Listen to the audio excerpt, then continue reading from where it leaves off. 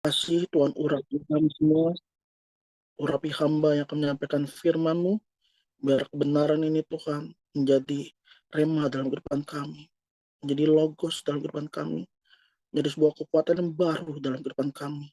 Karena kami tahu tanpa firman-Mu kami akan hidup melenceng ke kanan ke kiri, tapi biarlah firman-Mu Tuhan yang membawa kami semakin hari semakin mengerti bahwa kami hanya mau menyenangkan Tuhan, mengikuti kehendak-Mu Tuhan. Di dalam nama Yesus kami bersyukur. Amin. Oke, shalom teman-teman. Boleh open cam semuanya, biar kita saling melihat, menyapa. Yang bisa open cam, open cam. Nah, Chris udah mendarat di darat ya. Iya, mendarat ya, di darat, masih di darat. Iya kan? Chris, siapa lagi? Camilla, Tommy, Asdi, yang bisa buka, Ella, Rika, ya. Kita bisa saling membuka kameranya. Ya. Siapa lagi yang bisa buka kamera? Eva belum. Michael, Monica, nah, Kalita udah, Frankie, nah, Frankie mantap nih. Oke, teman-teman, saya seneng banget kalau misalnya udah sharing di Kaum Nusantara 5. Itu satu hal yang buat saya tuh beda banget, ya kan? Bisa ketemu lagi sama keluarga-keluarga HN5. Ya, hari ini mungkin teman-teman lihat di flyer Isekai. Mungkin teman-teman di sini ada yang bingung, Isekai apa ya kayak? Itu makanan Jepang baru atau apa gitu? Apa nama jalan Jepang, ya kan? Karena nama isekai itu nggak semuanya tahu. Tapi yang tahu tuh anak-anak wibu, anak-anak yang suka dengan anim, ya kan? Itu pasti tahu isekai. Ada yang di sini sebelumnya udah pada tahu isekai, teman-teman? Belum? Belum ada yang tahu? Iya. Saya juga pas waktu kemarin kita memutuskan tema bulan Maret nih kita mau apa ya? Ternyata dari Kak Michael kasih usulan, Kak kita kasih nama isekai. Itu nama isekai membuat saya jadi PR. Saya harus cari tahu isekai ini apa. Ternyata isekai itu anak saya udah lebih tahu. Anak kedua saya ternyata wibu. Dia kalau melakukan cosplay semua tuh seneng ikut Jepang gitu. Isekai, isekai. Sampai akhirnya tadi sebelum sharing saya telepon dia lagi. Kok ini isekai gimana ya? Gitu. Dia kasih masukan, jadi kayak gini, isekai gini-gini. Oke. Ternyata tuh isekai, kalau teman-teman cari di Google atau apa, jadi itu pengarang atau pencipta anim. Jadi di mana mereka tuh berusaha menciptakan dunia di mana manusia bisa menjadi Tuhan di kehidupan barunya di dunia isekai, dan manusia bisa dipindahkan ke dunia lain. Nah, jadi itu salah satunya. Terus juga manusia biasanya mau sesuatu yang instan. Di isekai ini rata-rata dunianya dipenuhi dengan kekuatan sihir. Jadi satu-satu hal yang magic atau apa itu ada ilmu-ilmunya tuh isekai. Nah, terus juga hal yang menarik juga uh, ada dalam isekai itu juga ada karakter iblisnya juga, ada karakter yang jahat. Terus saya tadi cari-cari isekai yang terbaik tuh filmnya apa. Saya sampai googling teman-teman. Saya sampai cari tahu isekai yang terbaik apa. Sampai akhirnya saya dapat Mushoku Tensei. Mushoku Tensei. Ini kita hari ini belajar-belajar Jepang-Jepang dikit ya. Mushoku Tensei. Tensei.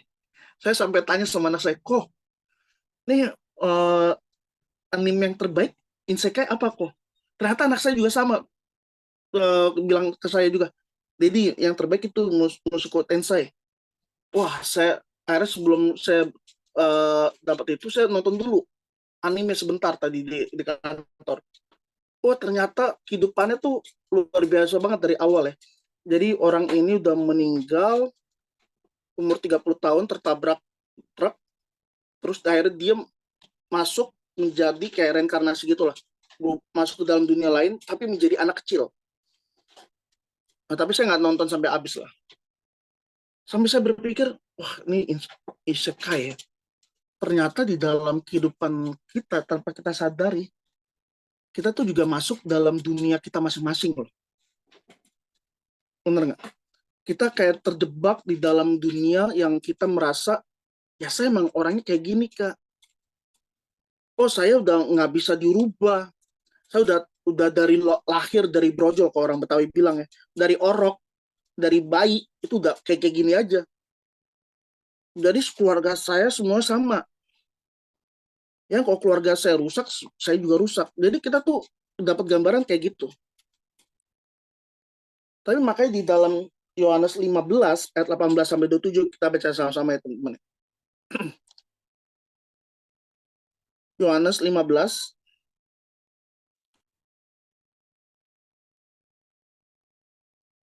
ayat 18 sampai dengan 27.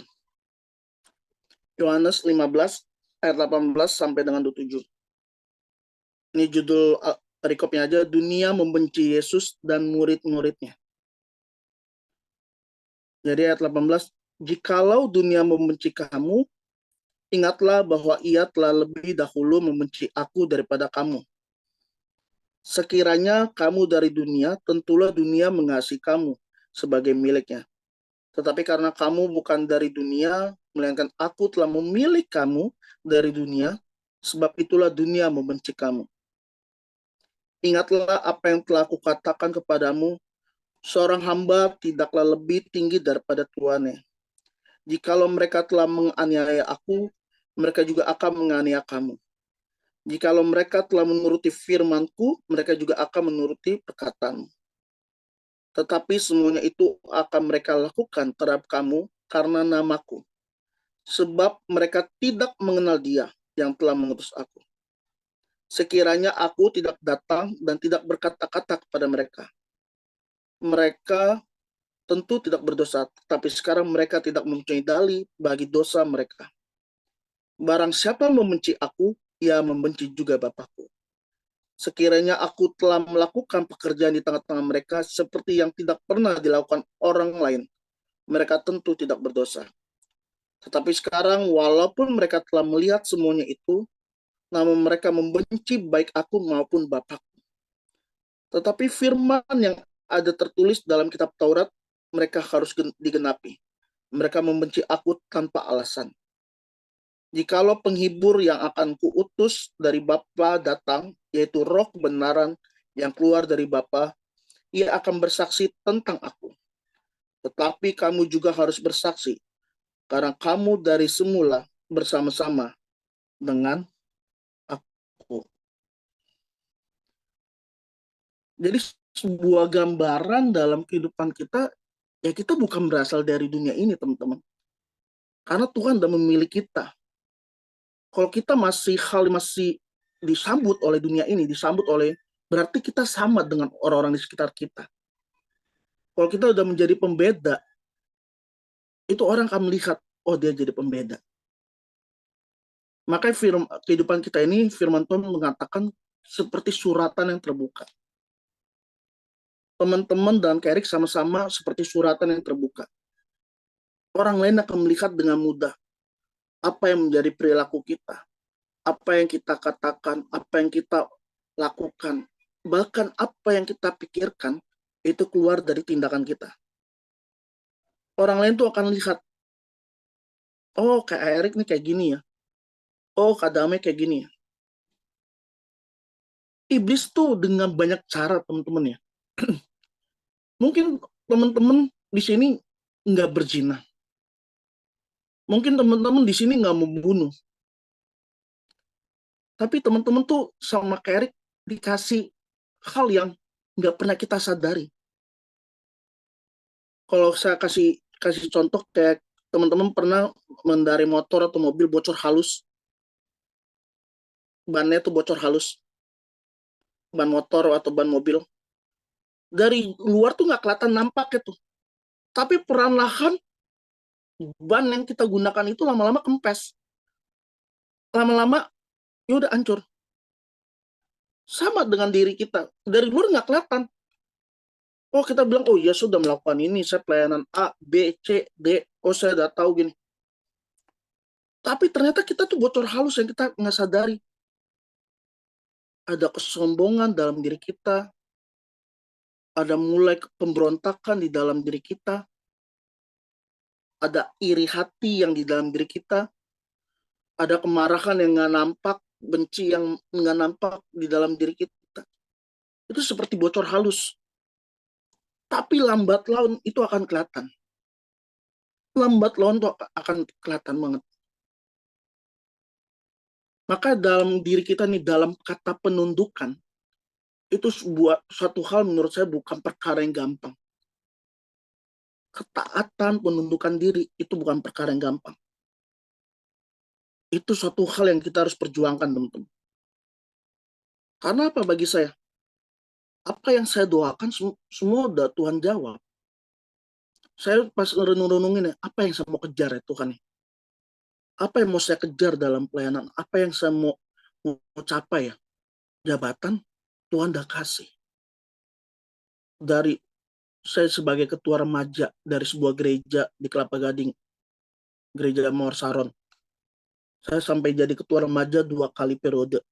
Sampai akhirnya ketuaan, bukan jadi ketua lagi, ketuaan banget. Ya kan? Tambah lagi Tuhan bawa saya lagi, apa yang saya doakan, Tuhan udah jawab. Saya melayani bangsa-bangsa. Saya doa lagi, Tuhan bisa punya istri, sesuai dengan apa yang saya doakan, Tuhan jawab. Bahkan plus bonus anak 3. Itu berarti suatu hal yang Tuhan jawab lebih. Ya kan? Jadi saya kadang-kadang mikir, apa ya? Teman-teman tuh paling bahaya. Kita bocor halus loh di depan kita. Kita nggak sadar nih. Kita nggak sadar. Tapi ternyata kita tuh udah melenceng dikit. Nggak sadar di hati kita ini udah mulai timbul yang jahat. Kita udah mulai merasa kita bisa. Kita udah merasa kita paling hebat. Makanya kalau misalnya teman-teman yang kerja di marketplace, teman-teman yang kerja, jangan pernah mengeluarkan setiap perkataanmu yang jelek kepada pekerjaanmu. Jangan menjelekkan pemimpinmu. Jangan mau bikin gosip di belakang, jangan.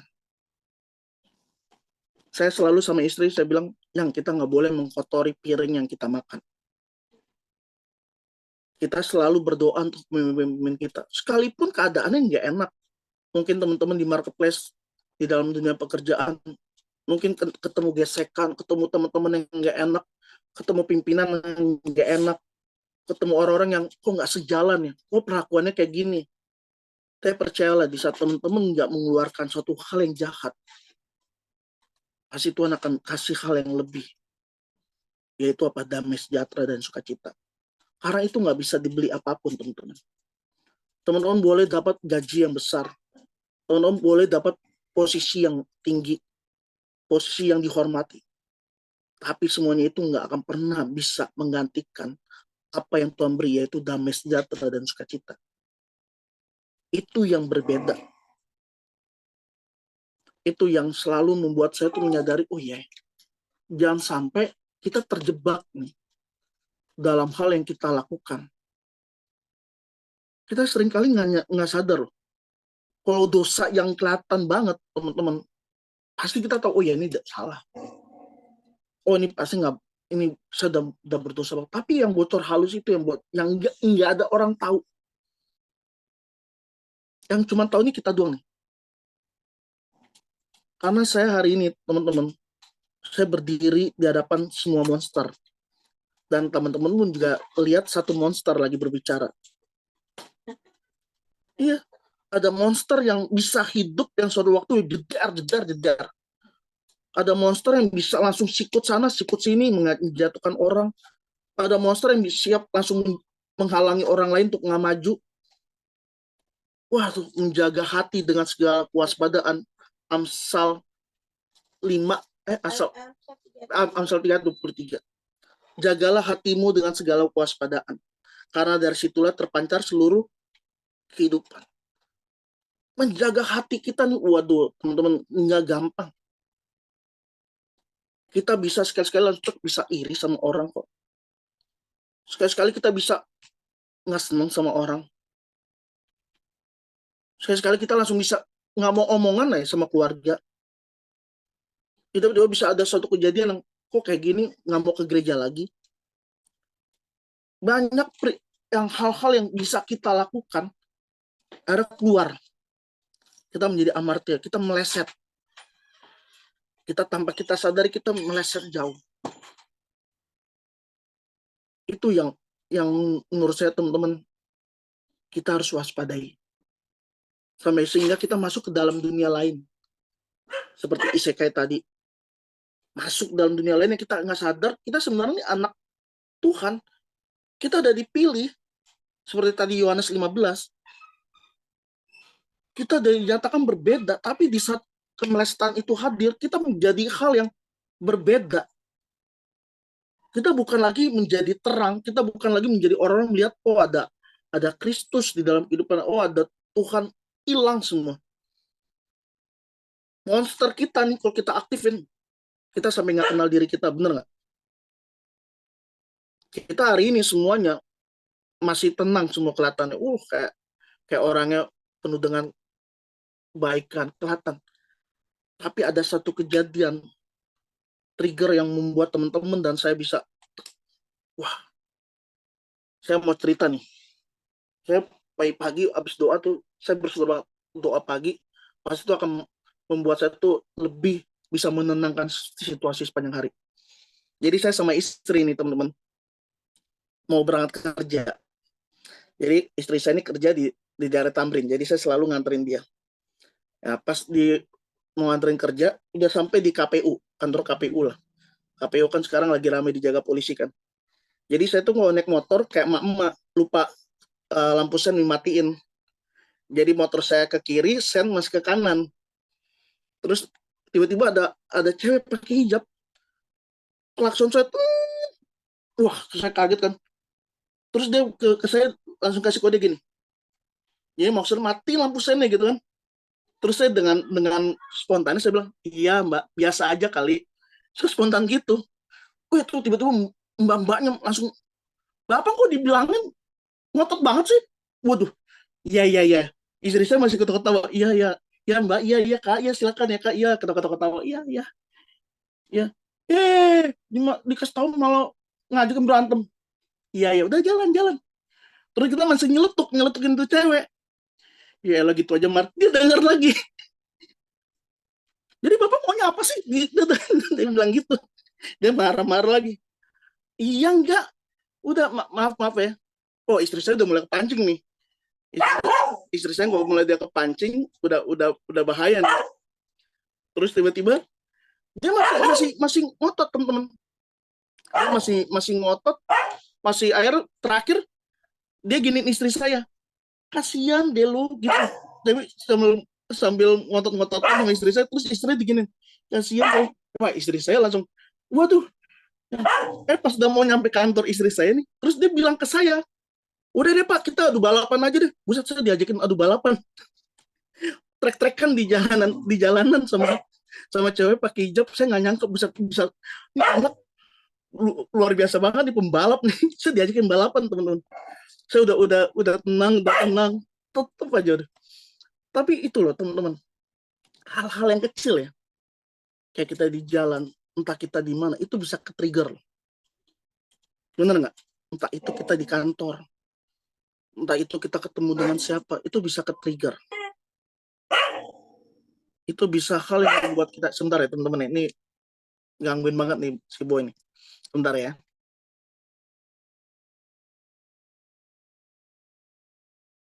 Oke, Michael mana hilang? Iya teman-teman. Jadi satu hal yang banyak hal yang membuat kita kepancing. Bisa hal yang membuat kita tuh jadi orang yang gampang akhirnya jadi berbeda. Mungkin teman-teman ngalamin sama yang seperti Erik alamin. Kita semua sama ini teman-teman, lagi berjuang. Saya nggak pernah menganggap diri saya lebih hebat daripada teman-teman. Kita masing-masing punya struggle yang kita harus lewatin.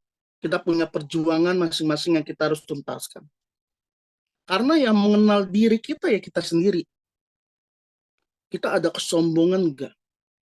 Kita ada hati yang iri enggak? Ada hati yang jahat enggak? Hanya kita sendiri yang tahu. Makanya saya sampai kadang-kadang lihat ya teman-teman ya, di gereja, kenapa kok banyak orang jadi ribut satu sama lain, jadi bertengkar satu sama lain. Oh teman-teman lihatlah, bukan di gereja Rehoboth, tapi berbagai gereja juga banyak mengalami. Entah itu GPIB, GPM, gereja-gereja Protestan yang lain, gereja Pentakosta yang lain, pasti ada namanya keributan. Saya sampai berpikir, apa yang terjadi? Mereka orang-orang hebat di luar sebelum masuk ke gereja. Pas di saat masuk ke gereja, mereka bilang seorang hamba Tuhan. Aku hamba Tuhan. Tapi dalam suatu kejadian yang gak sepaham, itu membuat mereka akhirnya memberontak. Saya sampai berpikir, iya. Karena itu yang bocor halus, itu yang gak kelihatan. Itu yang paling bahaya, teman-teman. Makanya kalau kita tahu apa yang kita dipercayakan oleh Tuhan, itu kita bilang nothing. Kita nggak bisa apa-apa kok. Apa yang kita dapat, itu semuanya karena pemberian Tuhan. Nggak ada satu pun yang kita bisa genggam. Nggak ada satu hal pun yang kita bisa banggakan. Saya bilang sama istri saya, yang pelayanan itu punya Tuhan. Pelayanan bukan punya kita. Jadi waktu sebelum saya nikah, teman-teman ya, saya nggak tahu saya udah pernah sharing atau belum. Waktu saya mau nikah, saya tuh terlilit utang kartu kredit. Jadi kalau teman-teman yang pakai kartu kredit, pasti tahu lah, bayar itu jangan minimum. Harus di atas minimum, ya kan? Ya minimum aja. Saya tuh bayar tuh selalu minim. Saya nggak kasih lebih. Saya pikir oh, udahlah, saya bayar cuma sampai akhirnya tuh utang saya tuh menggunung. Sampai utangnya dari cuma berapa ratus ribu sampai akhirnya 5 juta. 5 juta pas gitu saya baru mau nikah. Pas mau nikah gitu, istri saya tiba-tiba langsung dipanggil sama bos. Kamu nggak usah pegang keuangan lagi ya.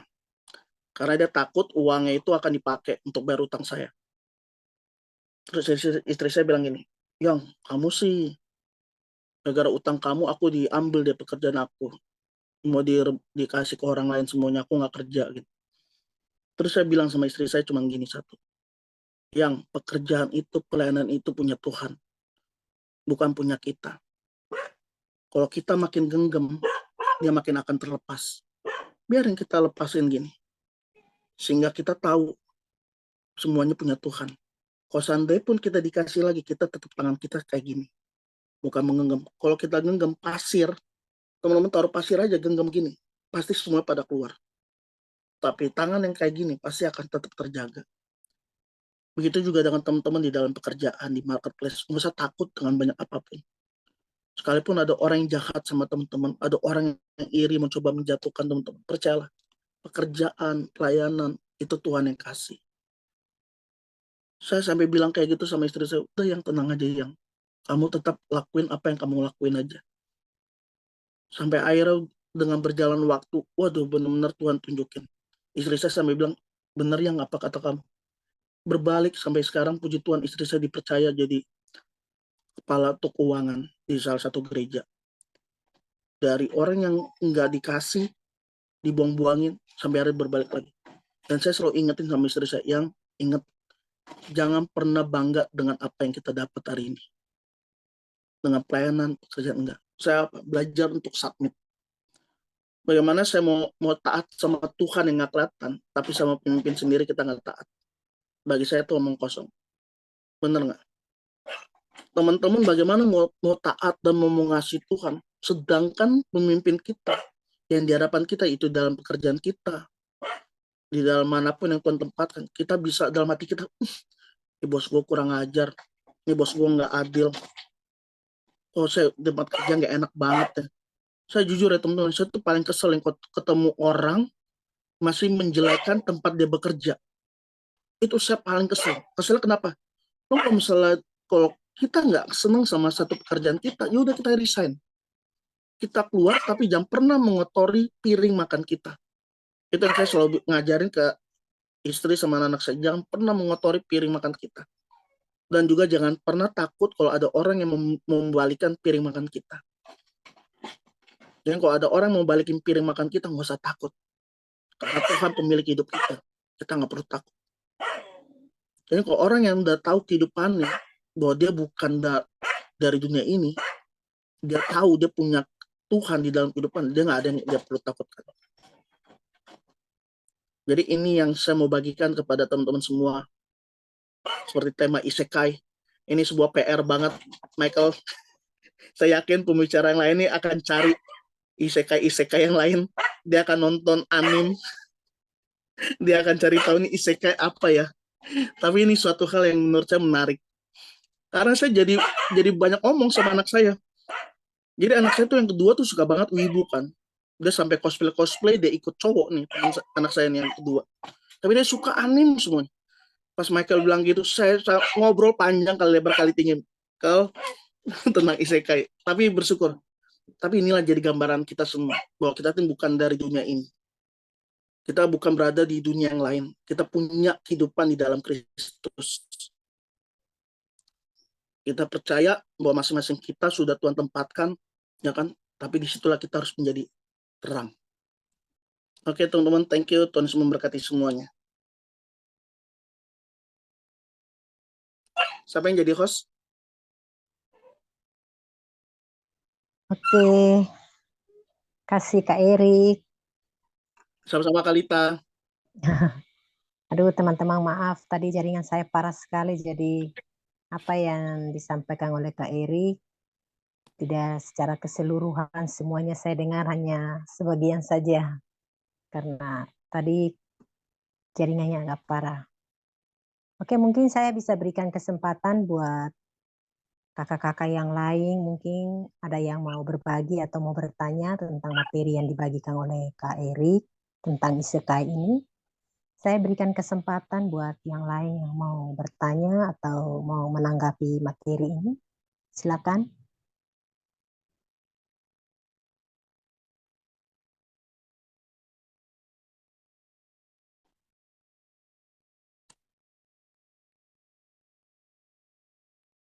Boleh Michael dulu nih, Michael.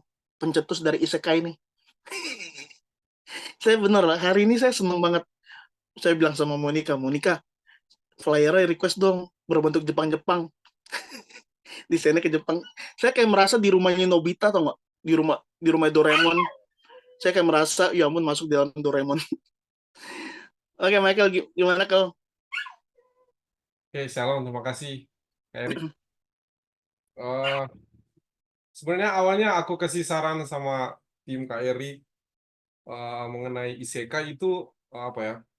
Awalnya itu eh, aku pengen bahwa eh, kita itu punya tema yang apa ya? Anak-anak muda itu bisa bisa tertarik begitu. Jadi eh, mungkin kita di sini udah bahas yang, waduh, udah tinggi-tinggi ya. Apalagi kita kan GSKI, waduh, pembahasannya itu ngeri. Ah, mungkin anak-anak muda lebih nggak apa, maksudnya nggak tertarik begitu. Apalagi sudah dengar langit baru, bumi yang baru, aduh apa sih itu? Tapi kalau kita apa bahas sesuatu yang apa, yang mereka kesehariannya, yang mereka apa ya, menjadi hobi mereka, tontonan mereka, mungkin mereka akan lebih tertarik begitu. Apalagi ya kebetulan aku memang suka nonton anime ya. eh, Sebenarnya ya nggak boleh ada hobi begitu. Tapi itulah pokoknya aku senang senang anime. Dari yang aku tonton itu aku juga heran apa dulu sih apa sebelum sebelum apa eh, suka anime palingan ya hanya Naruto gitu, Naruto atau apa ya. Ya Naruto palingan semua hanya tahu palingan semua kayaknya tahu dia Naruto gitu. Tapi setelah aku nonton anime, oh ternyata ada genre isekai gitu. Dan setiap season itu hampir selalu ada ada apa ya? Ada film anime itu yang bertema isekai gitu. Dan kelihatannya banyak yang suka sama genre isekai ini gitu. Nah, kita kan yang udah tahu langit baru dan langit baru bumi yang baru. Jadi udah apa aku melihatnya wah ini kayaknya bisa bikin tema gitu. Jangan sampai anak muda atau orang-orang eh, kan tema isekai ini bercerita mengenai semua yang sesuatu yang menyenangkan, dunia yang menyenangkan buat manusia begitu. Di mana dia bisa jadi Tuhan atau dia bisa jadi pahlawan di dunia itu. Apalagi di dunia itu ada sihirnya, mau kita kita mau masak air, kita ada sihir api atau bisa kita ciptakan air sendiri lewat sihir itu gitu. Jadi kita mau pergi kemana kita ada sihir teleportasi gitu. Atau kita bisa aja juga sihir terbang begitu. Jadi semuanya memudahkan begitu. Jadi aku apalagi nggak usah deh yang dunia-dunia sihir. Sekarang aja kan kita udah semua kita itu dipenuhi dengan sekarang lagi tren itu AI gitu. Teknologi AI lewat smartphone kita itu waduh semuanya dipermudah gitu. Apalagi sekarang eh, dulu mungkin hanya game atau sekarang udah lebih canggih gitu. Kita ada eh, sekarang itu aku baru lihat itu ada keluar itu yang Apple Vision Pro itu. Jadi kita kemana-mana kayak udah berada di dunia kita sendiri yang kita senangi gitu loh. Bayangkan teknologi terbaru itu apakah membuat kita lebih nyaman dengan dunia itu atau kita memanfaatkan teknologi yang ada gitu. Jadi mungkin menarik begitu buat kita yang rata-rata anak muda begitu untuk membahas ini. Apalagi selama sebulan mungkin kita akan bahas ini ya.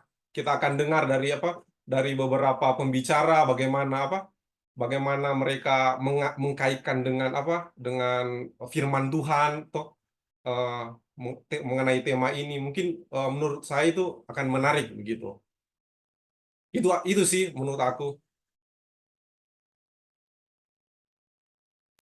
Bahkan sekarang teknologi bukan Vision Pro lagi, kalau mereka lagi kembangkan.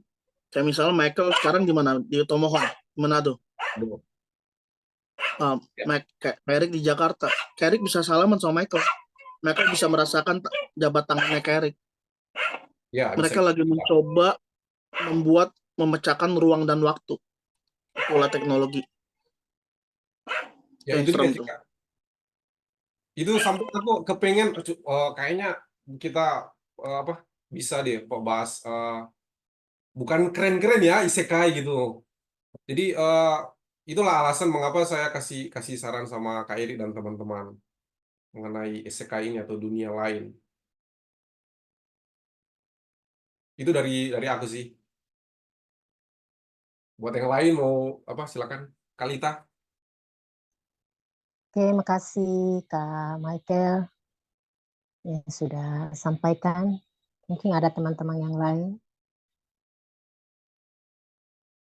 Saya sangat terberkati sekali dengan apa yang disampaikan oleh Kak Erik, Kak Michael tentang teknologi terbaru ini bisa membuat kita nyaman dengan dunia.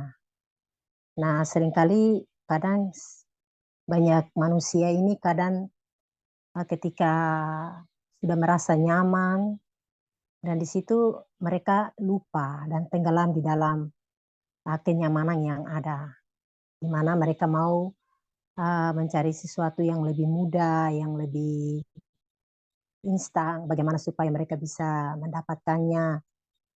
Ah, yang menjadi pertanyaan saya ini buat Kak Erik, dengan keadaan yang sekarang ini semakin canggih dan sekarang kan generasi-generasi sekarang anak-anak muda ini kan mereka lebih mengenal dengan teknologi sekarang itu kan mereka lebih lebih apa ya lebih lebih cepat begitu. Jadi Ketika kalau teknologi ini juga kalau ketika salah untuk mempergunakan juga bisa membentuk karakter seseorang itu juga bisa rusak dan mereka tidak memiliki kesadaran dalam diri bahwa mereka lupa bahwa mereka membuat mereka itu bahwa dunia ini adalah miliknya mereka dan membuat mereka itu merasa dengan apa yang sekarang ini mereka nikmati dan mereka membuat mereka itu merasa bahwa tidak ada lagi kehidupan yang harus dipersiapkan, yaitu kehidupan bersama dengan Kristus. Karena kehidupan di luar itu kan akan menawarkan banyak hal kepada generasi-generasi muda itu kan, sehingga membuat mereka itu larut di dalam hal-hal yang sekarang perkembangan zaman yang sekarang lagi modern. Nah, bagaimana strategi kita yang sudah mengenal kebenaran, yang sudah tahu tentang kebenaran yang sejati, bagaimana cara atau langkah strategi yang kita pakai untuk bisa menyadarkan generasi-generasi sekarang ini supaya mereka tidak boleh terlalu tenggelam dengan teknologi-teknologi yang sekarang ini, supaya mereka bisa memiliki kesadaran, mereka bisa melihat diri mereka bahwa dunia ini bukan tempat mereka, untuk bagaimana supaya mereka terus menikmati tenggelam dengan dunia ini, dengan hidup di dalam seperti yang tadi materi Kak Erik sampaikan, dalam kesombongan, dalam hal-hal yang di dalam kehidupan mereka. Bagaimana cara untuk menyadarkan generasi-generasi sekarang sehingga supaya mereka bisa tahu keadaan diri mereka, bocor-bocor halus yang ada dalam diri mereka, sehingga bisa mengembalikan mereka itu kepada jalan yang benar, sehingga mereka bisa tahu bahwa setiap orang percaya itu memiliki kehidupan bersama dengan Kristus. Bagaimana strategi yang dipakai bagi orang-orang percaya untuk bisa mengembalikan generasi-generasi ini. Itu dari saya, Kak. Ya, thank you Lita. Menurut Kerik ya, ini sebuah PR banget untuk kekristenan, untuk kita semua. Ya, sebuah tantangan. Teknologi nggak salah, tapi yang salah di saat kita menjadikan dia itu Tuhan. Sama kayak tadi Isekai tadi kan bilang, mau menjadikan Tuhan di dalam kehidupan kita yang jadi apa-apa kita nggak bisa nih terlepas dari itu. Itu yang jadi bahaya. Kayak contoh seorang anak kecil yang dia dibiasakan dari orang tuanya kalau dia lagi nangis, lagi ngambek, dibawa kasih gadget. Nggak salah sih kalau misalnya orang tua kasih gadget gitu untuk supaya anaknya tenang. Tapi itu akan memberikan bola salju yang gede banget. Kedepannya mereka tuh akan lebih bergantung. Ya kan, kalian lihat deh, kalau misalnya ada anak yang tenang cuma gadget, saat gadgetnya diambil, dia nangis lagi nggak? Apalagi kalau misalnya tidak ada disiplin dari orang tua, itu sebuah PR banget. Maka juga sama juga teman-teman kalau lihat di zaman sekarang ini, anak-anak milenial, anak Gen Z, itu mereka kurang tertarik kepada hal yang berbau rohani. Mereka kalau bicara soal teknologi, makanya kayak Damai kita yang punya anak, ini PR banget nih. Suatu PR besar banget. Karena kedepannya tuh tantangannya lebih besar lagi. Mereka hidup dalam teknologi yang sudah canggih banget. Makanya kalau kita negara maju sama negara yang masih berkembang, negara maju tuh orang yang ibadah, tapi mereka belum tentu yang memerlukan Tuhan banget. Ya kan? Kalau di kita yang negara maju, itu mereka kadang udah bisa merosot dalam kerohanian. Moralnya lebih merosot. Makanya berapa banyak di Eropa kekristenan mati. Gitu. Suatu PR besar banget. Balik lagi, peranan, menurut saya peranan di dalam keluarga tuh lebih penting banget, teman-teman. Dan kalau saya udah lihat anak-anak zaman sekarang, susah kalau diomongin. Nggak boleh itu ya. Mereka akan punya jawaban lebih daripada apa yang kita omongin. Kalau anak kecil, masih bisa. Tapi nanti pas di saat remaja, teman-teman akan lihat, oh ternyata mereka punya pendapat. Mereka punya ini. Itu yang susah banget. Nah, makanya betapa pentingnya kita jadi apa ya, teladan aja. Menurut saya sikap kita itu lebih menunjukkan daripada perkataan kita. Perkataan kita kadang-kadang nggak didengar, tapi di saat kita bersikap jadi teladan, itu lebih dilihat gitu.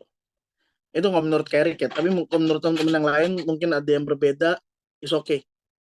Mungkin Damai atau Frankie atau siapapun boleh teman-teman saling berbagi. Iya, saya deh ya. Saya kebetulan saya punya anak remaja. Sekarang usianya 16 tahun. Saya bisa cerita karena sekarang dia lagi nggak ada. Dia lagi nggak ada, terus bapaknya juga nggak ada. Tinggal saya sama mama saya, jadi saya bisa bercerita dengan bebas. Iya gini, emang anak saya ini kan eh, walaupun kedua orang tuanya rohani, ya dalam arti beriman kepada Yesus Kristus, ya, dan dari kecil dididiklah untuk mengenal Tuhan gitu. Tapi ada yang lost, ada yang salah dalam didikan kami dari dia bayi lah ya. Jadi singkat cerita tuh sekarang setelah dia usia 16 tahun tuh dia ada kecanduan sama gadget gitu. Ada faktor karena sekolah juga sih, cuman lebih besar karena orang tuanya ya. Dan selain itu dia tuh suka sekali dengan K-pop gitu.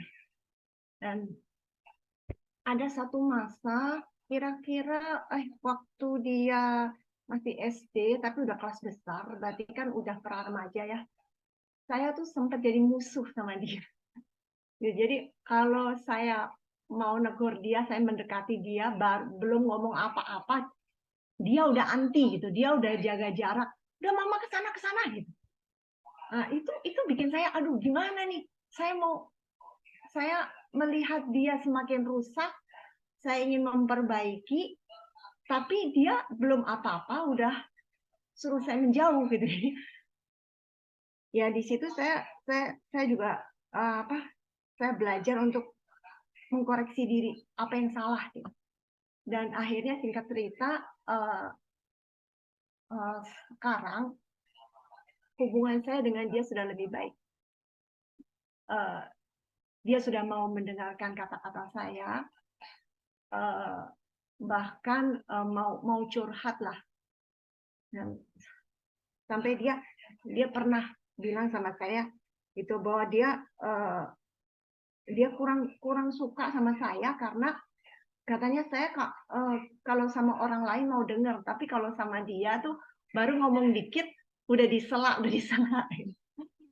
Awalnya waktu dia ngomong begitu, saya nggak bisa terima. Maksudnya gini, tapi harus apa ya? Harus menahan diri lah, mendengarkan apa yang dia ngomong gitu. Sambil saya juga ingat ada teman saya yang emang boleh dibilang pakar lah dalam pendidikan anak tuh pernah memberikan nasihat seperti itu, bahwa seringkali ABG tuh nggak mau males ngomong sama orang tuanya karena dicekokin terus, nggak mau didengar gitu. Jadi ya saya belajar untuk itu. Jadi sekarang hubungan saya dengan dia sudah lebih baik. Tapi masalahnya hobinya dia itu sama dunianya dia, K-pop dan lain sebagainya itu seperti nggak bisa saya sentuh gitu. Satu waktu, beberapa waktu yang lalu, mungkin beberapa bulan yang lalu, saya pernah gitu kadang-kadang pada saat saya melihat dia lagi nonton itu, saya coba menegur dia gimana gitu secara halus banget gitu, kayak pokoknya saya berusaha supaya dia jangan tersinggung, tapi tetap aja dia nggak suka gitu. Jadi akhirnya saya pikir, wah saya nggak bisa pakai cara seperti ini. Nah, singkat cerita, saya setelah itu saya ya udah deh, saya harus berdiam diri aja gitu.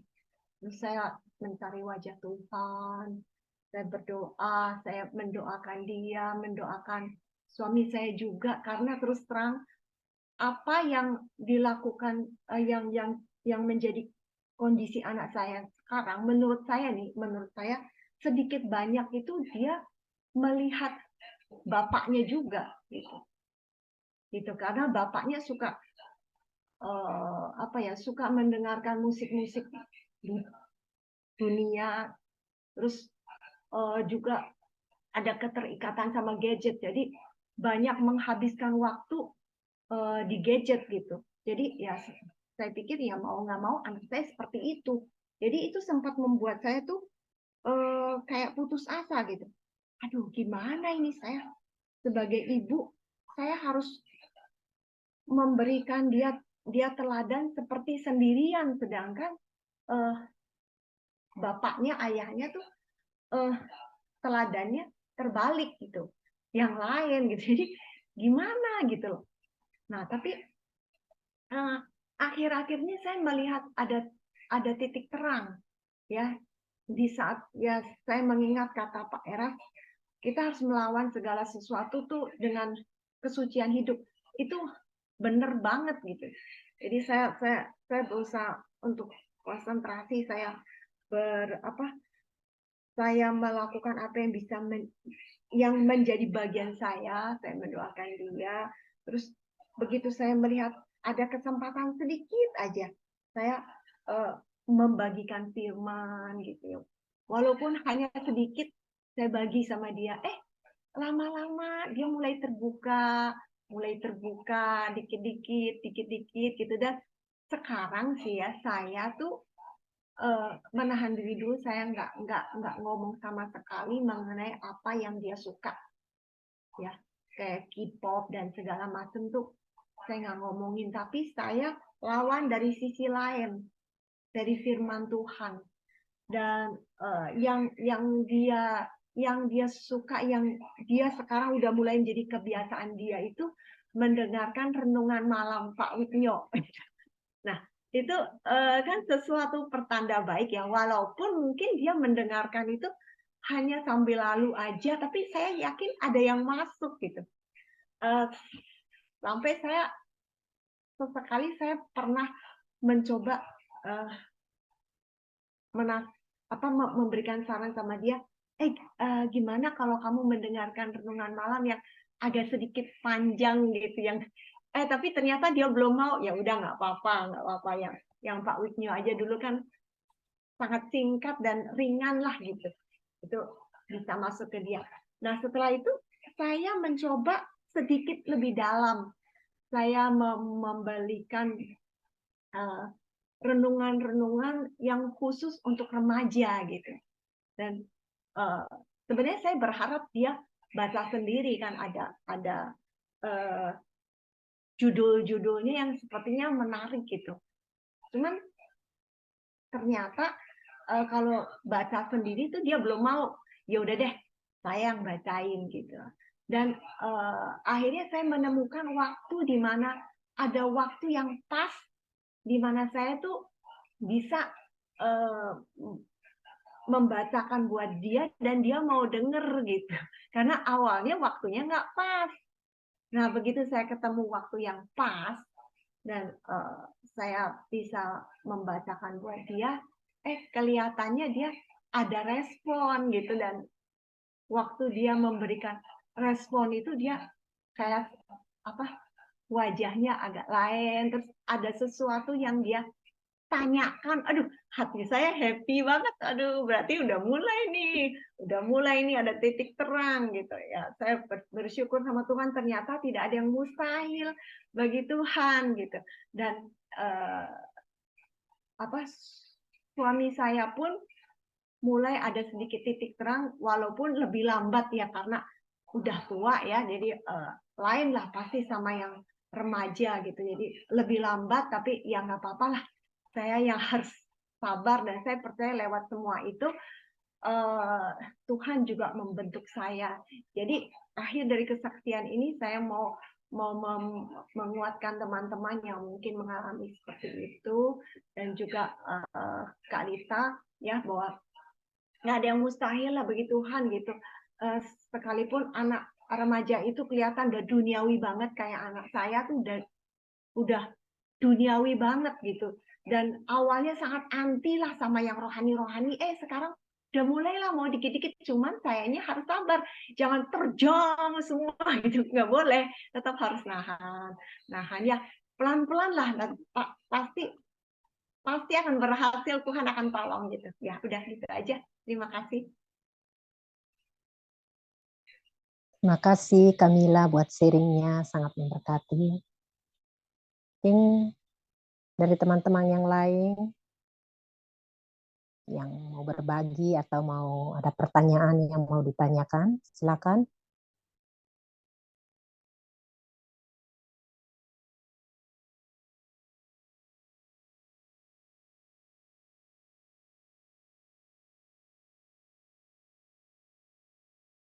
Kak Eva, mungkin ada yang mau ditanyakan?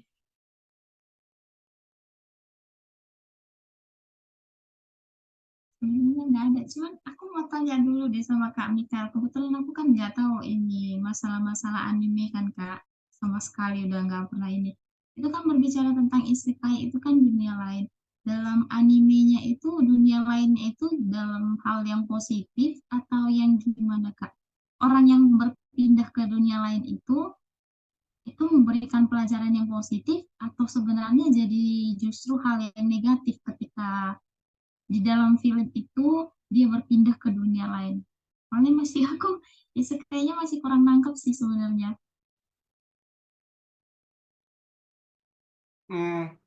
Kalau yang aku apa ya, yang kalau aku bisa buat kesimpulan, bukan apa ya, bukan masalah di dunia itu negatif atau positif, tapi aku malah mau melihatnya itu apa, dari sisi di mana manusia mau buat dunia sendiri gitu. Jadi di apa, di isekai itu manusia kan itu bisa jadi Tuhan. Dari beberapa cerita itu, mereka yang dipindahkan itu biasanya diberi kekuatan yang overpower kan. Di dunia itu memiliki dewa-dewa gitu. Biasanya di isekai itu dewanya atau Tuhannya itu bukan hanya satu, tapi ada beberapa. Manusia yang dipindahkan itu karena dia diberikan kekuatan yang besar, ya. Jadi sepanjang perjalanannya kekuatannya bisa kadang bisa melebihi dewa yang ada di dunia itu gitu. Kalau dia udah melebihi dewa di situ, dewa di dunia itu, dia bisa pengikut dia bisa membangun pengikutnya jadi banyak. Dia buat dunia yang menurut dia yang terbaik gitu. Misalnya menurut dia monster monster yang ini nggak perlu dibunuh gitu. Monster yang jenis tipe ini harusnya bisa berbaur dengan manusia gitu. Malah menurut dia manusia yang jahat gitu. Pokoknya karakter-karakter itu apa yang menurut dia yang baik ya, itu yang terjadi di dunia itu. Begitu sih Kak. Berarti di isekai itu dunia lain itu dia menciptakan ini ya Kak. Kayak dia jadi apa? Kurang nangkap sih kalau untuk isekai. Cuman tadi penjelasan Kak Erik bisa diterima sih tentang isekai. Cuman tadi di isekainya cuma pengantar doang Kak Erik ceritakan. Jadi lebih banyak memang ke praktikalnya. Jadi lebih bisa ditangkap. Cuman masih jadi pertanyaan tentang isekai itu.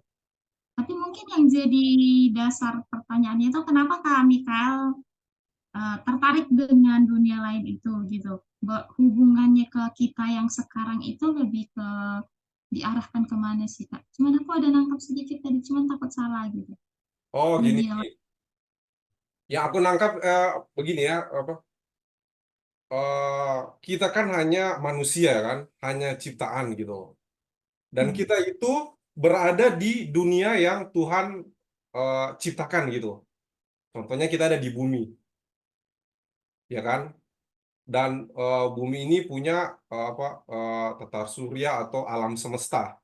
Dan kita itu hanya kecil gitu di alam semesta ini. Jadi kita hidup di dunia yang Allah Bapa ciptakan gitu. Oke?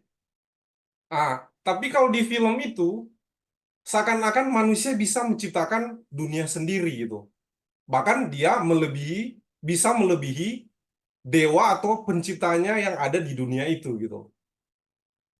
Itu sih yang mau saya sampaikan begitu. Jangan sampai manusia mau menciptakan dunia sendiri, padahal dia hanya kecil gitu, ada di dunia atau tinggal di bumi ini yang Tuhan ciptakan begitu.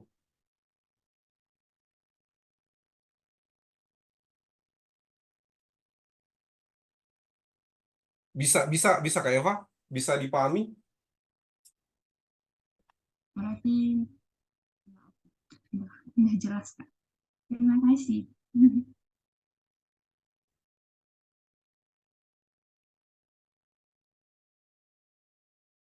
Kasih Kak Eva.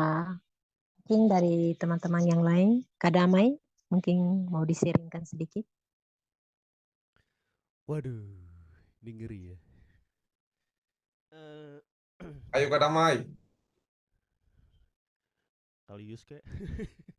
Oke. Jadi maksudnya yang tak pahami gini. Kita itu tadi Yohanes dibukain sama Kak Erik itu bagus banget sebenarnya.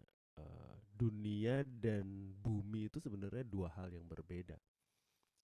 Bumi itu tempat, dunia itu sistem pemerintahan dunia, sistem pemerintahannya. Nah itu kita itu hidupnya di mana? Hidupnya di atas bumi gitu. Tapi cara hidupnya pakai yang mana nih? Sistem pemerintahan dunia atau sistem pemerintahan sorga? Nah itu yang jadi masalah. Karena kalau di Filipi 1 kita dibilangnya itu kewargaan kita itu dari sorga. Harusnya sistem pemerintahan sorga juga yang berlaku. Makanya datanglah kerajaanmu, jadilah kehendakmu. Ini yang bikin kita jadi susah hidupnya. Karena pemerintahan hari ini, pemerintahannya dunia ini beda dengan pemerintahannya Allah. Dan ini yang kalau Tuhan di Yohanes juga Tuhan bilang begitu kan, aku bukan dari dunia ini, kamu juga bukan dari dunia ini, Yohanes 17. Tapi faktanya kita bisa lihat bahwa Yesus lahirnya juga di bumi, di atas bumi ini. Jadi yang dimaksud di situ adalah bukan dari dunia ini ketika Yesus itu menjalani pemerintahan sorga. Makanya terlihat berbeda walaupun sama-sama manusia. Nah itu yang kita mau tiru. Itu kalimat yang mahal banget ketika Tuhan berdoa untuk murid-muridnya. Kalau sampai murid-muridnya juga dibilang, kamu juga bukan dari dunia ini. Wah itu tanggung jawabnya besar. Sehingga implikasinya apa? Kita nggak bisa lagi hidup dengan cara atau pola dunia. Jadi kita nggak bisa punya dunia yang lain selain sorga, pemerintahan Allah. Itu sih sederhananya yang tak tangkap begitu. Gitu. Sikat.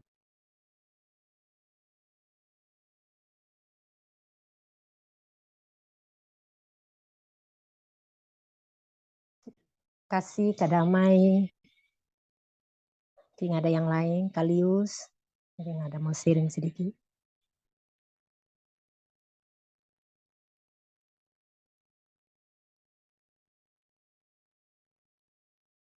Atau ada dari teman-teman yang mungkin ada pertanyaan yang mau ditanyakan.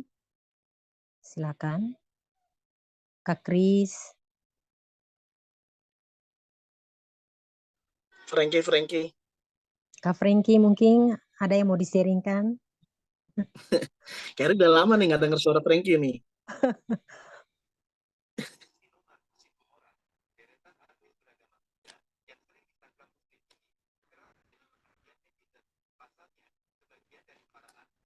alias pas.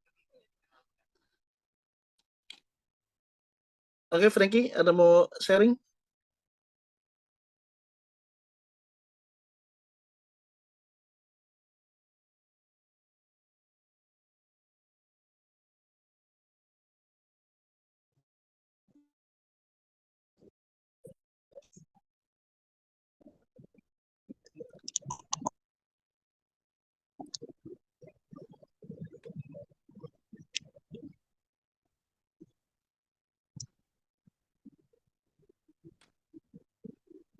Gak ada suaranya, bro.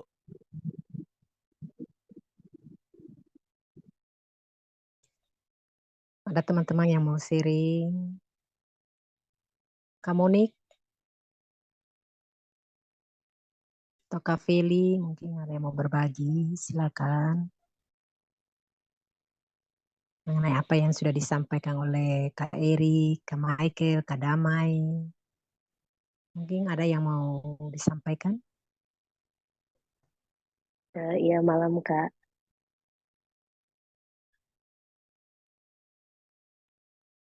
Kedengeran nggak ya suaraku? Dengar Kak, dengar. Oh iya. Kalau aku mikirnya isekai ini mungkin kayak ini kali ya. Kan tadi Kak Michael bilang kayak manusia pengen jadi Tuhan gitu. Aku jadi ingat waktu Adam dan Hawa kan di Taman Eden gitu kan. Gitu. Terus saat iblis bilang yang pohon pengetahuannya baik dan yang jahat itu, terus iblis bilang mau akan menjadi seperti Tuhan gitu. Nah di situ kan Hawa jadi kayak wah, jadi kayaknya mungkin awal mulanya adalah saat manusia pengen menjadi sama seperti Tuhan gitu atau menjadi Tuhan. Nah karena Hawa terbujuk untuk makan buah itu karena pengen jadi sama seperti Tuhan, akhirnya kan terbentuk dunia lain kan jadinya. Jadinya kan kayak dibuang gitu ke dunia. Nah, em, karena dia mau menjadi sama seperti Tuhan gitu. Jadi kan akhirnya disitulah awal mulanya jadinya sampai keturunan ke bawah kita sebelum benar-benar mengerti akan kebenaran firman Tuhan yang murni, kita jadi punya dunia sendiri gitu. Jadi bukan punya dunia Tuhan gitu. Jadinya kita punya dunia sendiri karena itu tadi keinginan yang pengen jadi sama seperti Tuhan, pengen memerintah, pengen punya kuasa, pokoknya pengen jadi sama seperti Tuhan gitu. Jadi aku mikirnya kayak misalkan kayak aku selama ini dengan ibaratnya puluhan tahun gitu hidup benar-benar dengan ya itu ya karena dosa gitu ya kita saat lahir pun kita udah berdosa gitu. Jadi kayak aku pikir uh, puluhan tahun benar-benar aku hidup dengan dunia sendiri ya walaupun mungkin orang bilangnya rohani kok gitu. Tapi kenyataannya selama ini kayak puluhan tahun aku hidup dengan caraku sendiri, dengan duniaku sendiri, dengan pemikiranku sendiri, dengan cara hidup yang saya mau sendiri gitu dan saya beribadah kepada Tuhan supaya Tuhan bisa menolong saya dalam duniaku sendiri gitu. Jadi kayak fokusnya tetap aku gitu. Jadi kayak sampai akhirnya dengan kesabarannya Tuhan dan dengan kasih sayangnya Tuhan, Tuhan ngasih firman yang murni gitu. Menurut aku ya ini GSKI Suara Kebenaran benar-benar menurut aku gitu dari aku yang benar-benar punya dunia sendiri dengan hobi, cita-cita, standar hidup yang aku punya sendiri. Jadi karena mendengar kebenaran yang murni, dan saya mendengar kebenaran yang murni itu ya walaupun tetap belajar gitu, semakin belajar sempurna gitu, tapi jadi mengerti kebenaran yang murni. Nah, jadi kayak lama-lama tuh jadi kayak dunianya jadinya shifting gitu, jadi kayak bergeser gitu, mulai pelan-pelan bergeser dari dunia sendiri ke dunianya Tuhan gitu, yaitu kayak menciptakan surga di bumi gitu. Jadi ya memang kayak tadi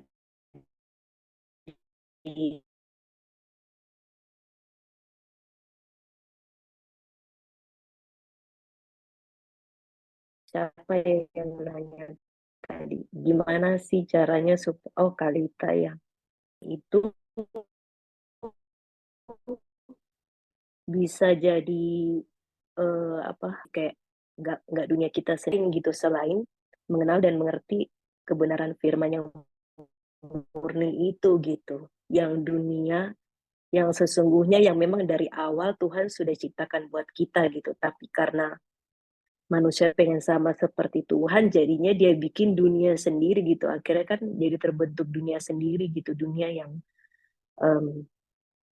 penuh dengan apa gitu, pencapaiannya sendiri atau keinginannya sendiri gitu, hobinya sendiri gitu. Jadi itu sih yang kayak KR juga tadi sharing, itu kan kayak praktikalnya gitu, gimana caranya kita yang punya dunia pengen jadi Tuhan atas diri sendiri, itu bisa jadi mengenakan dunia Tuhan gitu ya. Itu sih pelan-pelan, dan tadi aku juga sempet dengar renungan malam ya, tapi aku baru dengar tadi siang, itu di mana apa namanya, kan yang waktu Hawa akhirnya pengen makan buah itu kan dari mata, dan mata itu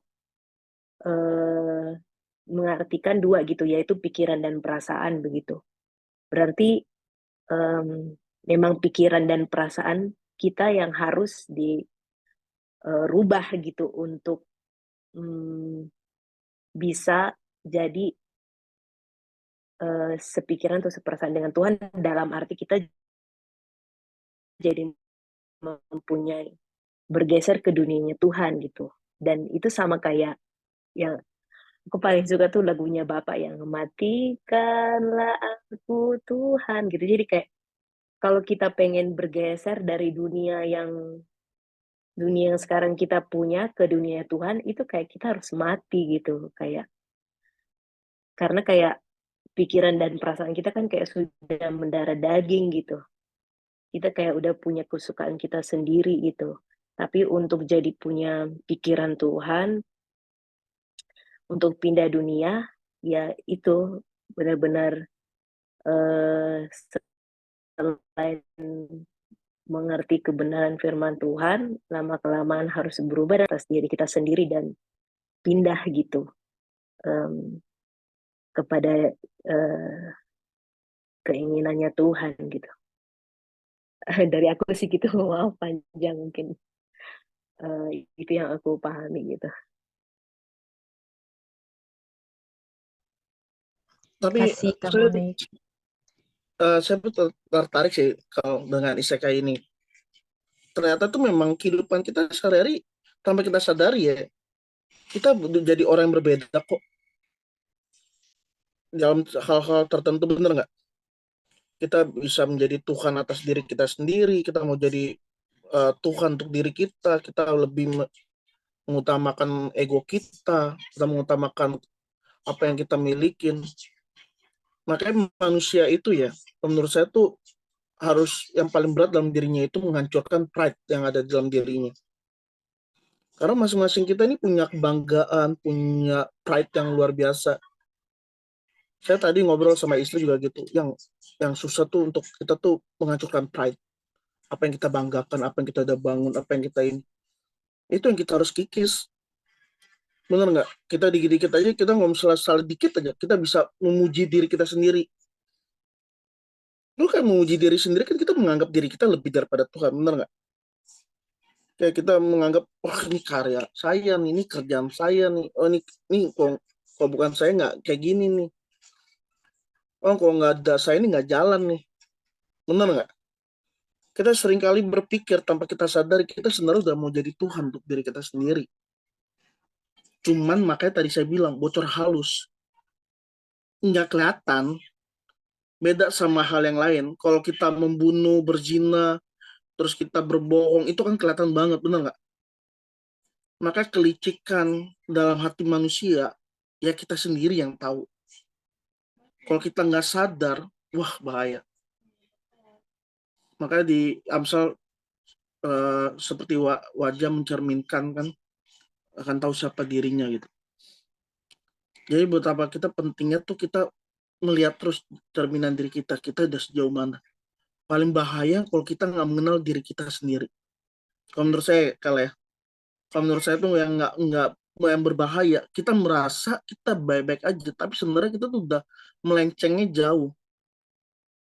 Dan kita seolah-olah saya udah melakukan hal yang ini loh Tuhan, saya udah melayani ini, saya udah melakukan ini, saya udah beri yang terbaik, saya udah ini. Dan itu intinya, di saat kita menganggap kita nggak punya apa-apa, nggak apa, bisa nggak kita bilang, nggak dah, serahin deh, saya nggak mau deh. Itu yang paling bahaya, pride kita. Apa yang dalam hati kita, waduh, nih kita bisa jadi monster nih, diem-diem, hanya Tuhan dan kita yang tahu kok. Ya kan, paling ngeri. Kita sewaktu-waktu ini bisa hidup kembali kok. Makanya saya bersyukur sih Michael kasih nama judul bulanan ini ya, Isekai ya. Tapi memang ini, kadang kita masuk dalam dunia kita sendiri. Bener nggak? Tapi kita sadari nggak, kita masuk dalam dunia kita sendiri. Kita ini paling senang manusia dikasih penghargaan, dikasih dibanggakan. Tuh manusia ngomong dibanggakan, udah jadi, wah, besar kepala. Tapi kalau manusia direndahkan, pasti saya yakin semua orang pasti akan berontak, pasti akan marah, bener nggak? Tapi yang paling paling bahaya kan kalau kita, waduh, nggak menyadari, tapi itu tipis banget. Dan kita mencuri kemuliaan Tuhan, itu yang ngeri banget. Itu yang mencuri kemuliaan Tuhan, yang kita merasa, wah, bahaya. Itu yang kita harus semakin hari semakin menyadari, kita kosong. Kita nggak bisa apa-apa tanpa Tuhan. Dan ini kalau teman-teman juga di dalam pekerjaan, dan merasa, saya udah melakukan ini loh, untuk pekerjaan saya. Oh, saya udah melakukan ini loh. Oh, nggak ada saya, ini perusahaan saya nggak jalan loh. Enggak. Karena apapun yang kita kerjakan, kerjakanlah segala sesuatu untuk Tuhan. Bukan untuk manusia. Itu yang kita harus bangun. Jadi sehingga kita nggak punya, kita mau direndahkan, mau kita dipuji, kita merasa satu level yang biasa aja. Level yang bukan mencari kesenangan telinga kita, dibanggakan, oh ini. Nggak lagi. Mau mencari, oh ya gue mau dihargain, oh, nggak lagi. Itu nggak menurut Kerik, dari tambahan ya dari teman-teman semua. Ya kan? Karena lebih berat perjuangan kita tuh melawan diri kita sendiri, teman. Karena nih capek banget diri kita nih kalau misalnya nggak menundukkan diri, wah bahaya. Tanduk-tanduk kecil tuh akan keluar pelan-pelan. Itu. Ya silakan teman-teman lagi yang lain.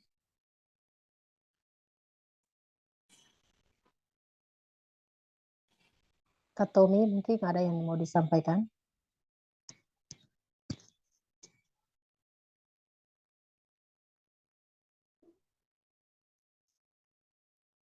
Teman-teman yang lain mungkin ada yang mau disampaikan lagi. Kalius, Kali lagi nggak bisa lagi ngajarin adiknya.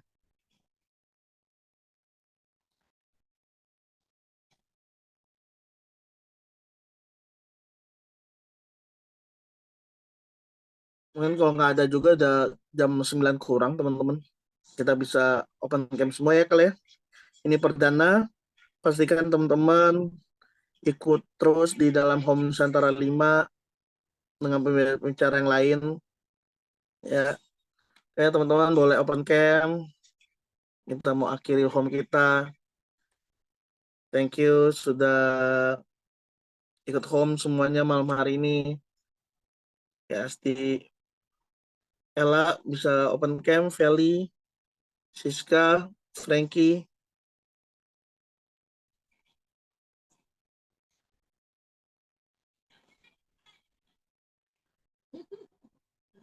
Mana lagi yang belum? Tommy, udah. Siska, Frankie, Feli. Oke, Feli open camp. Ramuel. Oke, Siska udah. Ella. Oke, kalau nggak ada, siapa yang mau ambil fotonya? Michael? Atau siapa? Angka 5-nya. Kalius aja, Kalius. Tolong. Oke, yuk. Kalius bisa? Coba. 1, 2, 3. Oke, Ramuel nggak apa-apa. Oke, Ya, sip. sip. Oke, thank you teman-teman semua. Selamat istirahat. Kasih semua. Kita berdoa dulu Kak Eri. Oh ya, kita doa dulu. Oh iya, Oh berdoa. iya. Kita doa, udah Ya, mau lanjut doa pulang dulu, aja. lupa. Doa dulu. Ya, kami bersyukur untuk malam hari ini kami boleh sharing satu sama lainnya untuk membahas isekai. Untuk yang kami tidak hidup di dalam dunia lain, tapi kami tahu kami adalah milik Engkau. Biarlah hidup kami selalu tertanam, kami mengejar hidup benar untuk mengejar dalam perkenanan Tuhan. Kami bersyukur untuk malam hari ini, biar firman yang ditabur tidak berlalu dalam kehidupan kami, biar firman-Mu menjadi berakar, bertumbuh, dan berbuah dalam kehidupan kami. Hanya di dalam nama Yesus, kami ucap syukur. Amin. Thank you Kak Eri. Oke, thank you Thank you teman-teman semua. semua.